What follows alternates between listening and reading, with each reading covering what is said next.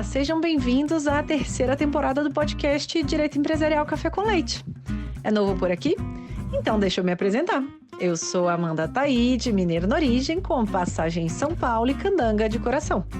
Casada, mãe do Pedro de 4 anos. Pedro Ataide Rivera Piteu Maranhão. Do Lucas de 2 anos. Lucas lindo. Já é. E tutora do Vira-Lata Farofa. Sou professora doutora da Universidade de Brasília, UNB, dos cursos de Direito Empresarial, Concorrência, Comércio Internacional e Compliance. E esse é um podcast idealizado e planejado para as turmas da graduação em Direito Empresarial na UNB, nas disciplinas de Direito Comercial 1. A cada aula, um novo episódio sincroniza com o tema daquele dia.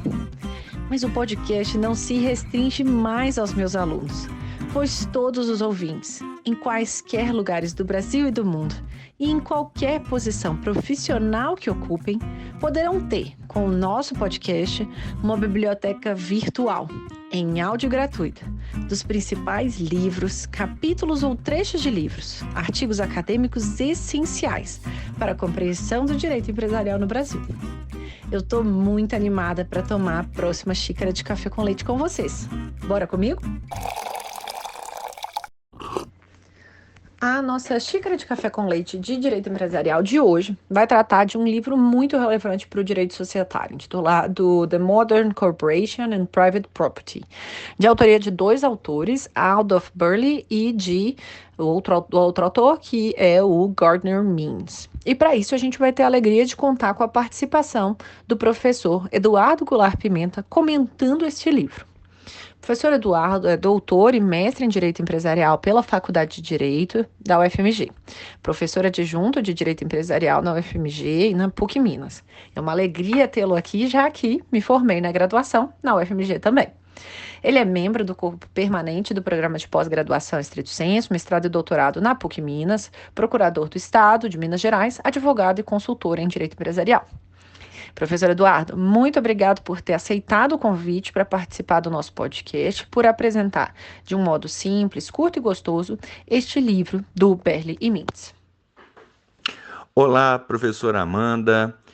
O prazer é todo meu em participar desse podcast que eu já conhecia, conheço o trabalho da professora Amanda também e fico muito feliz em participar, principalmente para falar de um livro que é absolutamente fundamental para todos aqueles que têm interesse não só em direito societário, mas em direito empresarial como um todo, em análise econômica do direito, que é o livro The Modern Corporation and Private Property, de Berle e Means, Adolf Berle e Gardner Means.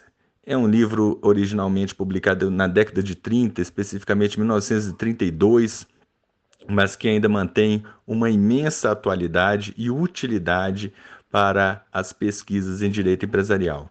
Eu espero, então, poder contribuir de alguma forma para que os seus ouvintes possam se interessar e ir até essa obra tão importante. Professor Eduardo, então você pode explicar para os nossos alunos e para os ouvintes quem foram Berle e Means e qual a relevância desses autores para o direito empresarial, tanto no exterior quanto no Brasil? Bem, Amanda, nós estamos falando aqui de Adolf Berle, que é um economista, e Gardner Means, advogados. Eles escreveram juntos o livro The Modern Corporation and Private Property. Esse livro tem a tradução já para o português, uma tradução da década de 80, com o título de A Moderna Sociedade Anônima e a Propriedade Privada.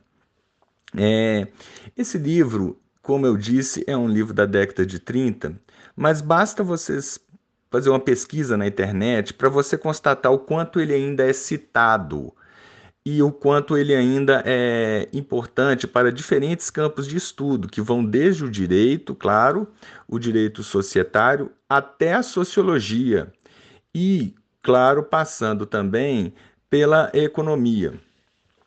Esse livro, eu quero dizer que, claro, é um texto de 1930, então nós temos que lê-lo com as devidas ressalvas, porque se tratava de um outro contexto socioeconômico, né? Mas é um livro absolutamente seminal. A partir dele vieram reflexões, ele lançou, digamos assim, reflexões que depois geraram imensos debates sobre diversos temas atuais para o nosso direito empresarial e também o direito empresarial no exterior. E então, para a gente entender a obra, esse livro que é tão relevante, será que você pode explicar então para os nossos alunos e ouvintes quais são as principais contribuições que foram aportadas por esses autores nesse livro específico? De que modo que esse livro, então, ele se torna a base, né, para uma série de discussões no nosso direito societário? Bom, a leitura do livro acho que a ideia fundamental que a gente pode extrair do livro do Berle e Means é a demonstração de que as sociedades anônimas não poderiam mais ser concebidas como um mero agrupamento de capital submetido exclusivamente à tomada de decisão por aquela pessoa ou grupo detentor da maioria das ações no capital social. Ou seja, salientar a importância não apenas para o funcionamento, para o empreendimento corporativo. Não basta nós focarmos a atenção e a regulação sobre aquelas pessoas que são responsáveis pela formação do capital social, na forma de integralização de ações, mas também atentar para a necessidade de cuidado com a tomada de decisão sobre este empreendimento exercido através desse patrimônio, ou seja, sobre o controle e a figura de quem detém esse poder na sociedade, que é o chamado controlador. Além disso, o livro chama a atenção por uma discussão que depois se tornou assim fundamental, que é a necessidade de atenção com a gestão desse patrimônio, com a gestão desse capital que carece de uma expertise, de um cuidado e de habilidades próprias que muitas vezes escapam à capacidade e ao interesse e ao grau de informação dos acionistas. Com isso, eu quero dizer o seguinte, que a gente, a partir do livro, ficam evidentes as preocupações em torno da propriedade sobre o capital social, do controle sobre este capital e da gestão sobre esse capital. Ou seja, nós temos ali os acionistas como os responsáveis pela formação do capital social, o controlador o controlador como a pessoa ou grupo do qual advém a tomada de decisões sobre este capital social e dos administradores, que são as pessoas que vão gerir as atividades corporativas e implementar essas decisões tomadas no interior da sociedade. Isso hoje pode nos parecer muito claro, muito evidente, mas muito dessa discussão advém desse livro, que nós precisamos contextualizar no momento em que ele foi escrito, ou seja, na primeira metade do século XX ainda, né? E isso o torna, faz com que a gente veja nele algo ainda mais relevante. E como que você visualiza a repercussão dessa obra no Brasil? Por que a gente, né, tem essa relevância, né, do que foi trazido por Berle no Brasil? A gente tem uma razão muito direta, né, que é a influência desses autores, por exemplo, no professor Fábio Conder Comparato, no livro O Poder de Controle na Sociedade Anônima. E aí, você pode me falar se concorda também com essa percepção. Mas, além disso, tem outras razões para a gente ter um impacto, né, tão relevante dessa obra para o direito brasileiro? Bom, primeira coisa que eu quero falar sobre esse assunto é que as reflexões do livro e o livro em si envelheceu muito bem. É, e para o nosso direito empresarial, o trabalho ele lançou e ainda lança muitas ideias fundamentais para preocupações e objetos de estudo em matéria societária que ainda são bem atuais. Eu citaria, por exemplo, a preocupação com os limites e a tutela ao poder do controlador, os deveres e a responsabilidade dos administradores, e mesmo indiretamente, a gente consegue alcançar, a partir do que o livro levanta e do que o livro aborda, ideias sobre a necessidade de tutela de interesses de terceiros, os chamados stakeholders, né, sobre a companhia, algo que hoje é uma matéria de primeira preocupação aí em termos de regulação societária. Mesmo a questão da governança corporativa, que a gente não vai ver ali de forma evidente, explícita no livro, é um assunto de primeira hora aí no direito empresarial, no direito societário, e que tem algumas ou várias, eu ouso dizer várias reflexões suportadas em certa medida sobre os temas que nós podemos encontrar no livro.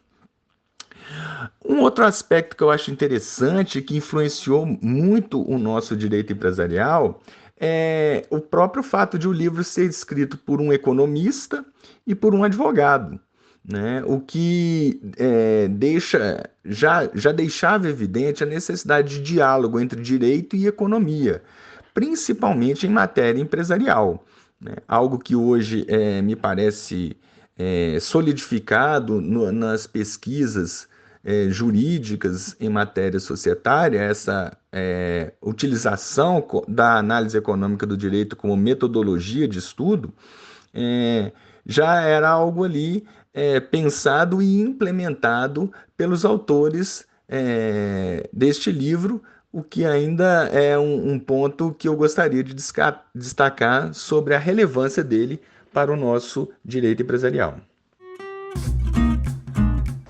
E agora, caminhando para o final, né? Eu queria que você compartilhasse com a gente algum caso da sua trajetória profissional que inicialmente não aconteceu conforme planejado, mas que acabou sendo importante para a sua trajetória, que possa servir aí como uma inspiração para os estudantes que tenham interesse em estudar, em trabalhar com direito empresarial no Brasil.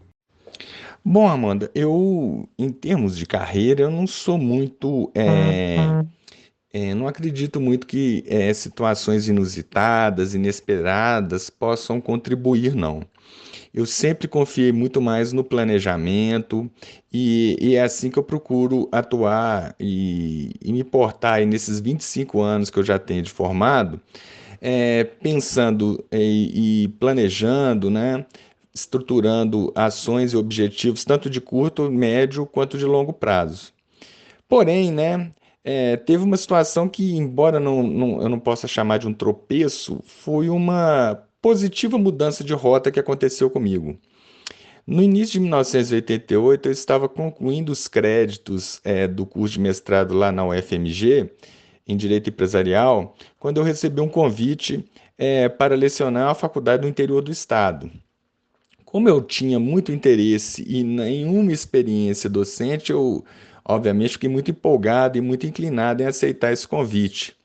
Porém, foi mais ou menos ali na mesma semana que o infelizmente falecido professor Celso Barbe Filho, com quem eu trabalhava na época, um saudoso professor de Direito Empresarial lá da UFMG, precocemente falecido, ele me ligou para falar que tinha sido aberto um edital para o concurso de procurador do Estado de Minas Gerais, cargo que ele próprio ocupava.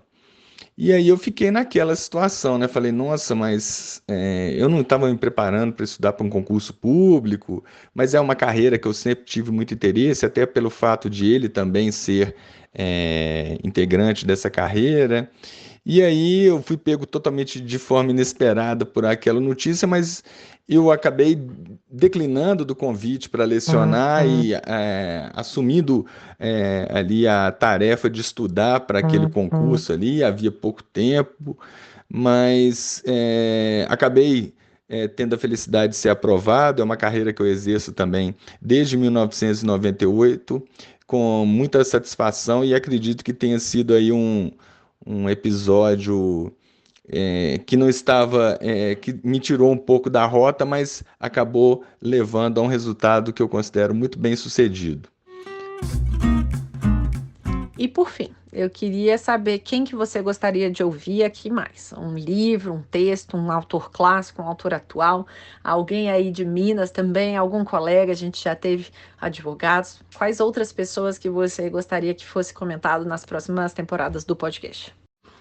Bom, eu não posso deixar de citar aqui, pela importância que teve na minha formação profissional e acadêmica, o professor Osmar Brinda Correia Lima. Infelizmente também nós o perdemos há alguns anos atrás, mas que na esteira da nossa discussão aqui sobre propriedade, controle, gestão de sociedades anônimas, ele tem um livro absolutamente seminal, também fundamental para a compreensão do tema, que é o Responsabilidade Civil dos Administradores de Sociedade Anônima. Eu acho que é um livro que merece a classificação como um clássico da nossa literatura societária, e que mereceria, sim, a meu ver, um episódio aqui do podcast, até para trazê-lo à tona para as pessoas que estão aí começando e se interessando pelo estudo do direito empresarial. Professor Eduardo, muito obrigada pela sua presença no podcast. E então, por hoje é só. A nossa xícara de café com leite foi devidamente tomada, ouvindo o professor Eduardo explicando sobre essa relevante obra que é do Berlimins. Muito obrigada, até a próxima, professor. Eu que agradeço o convite, espero ter colaborado aqui com o podcast, com algumas das minhas reflexões sobre o livro do Berle e Mins, e quero deixar aqui mais uma vez os meus parabéns pelo excelente trabalho que a professora Amanda realiza com esse podcast. Muito obrigado a todos.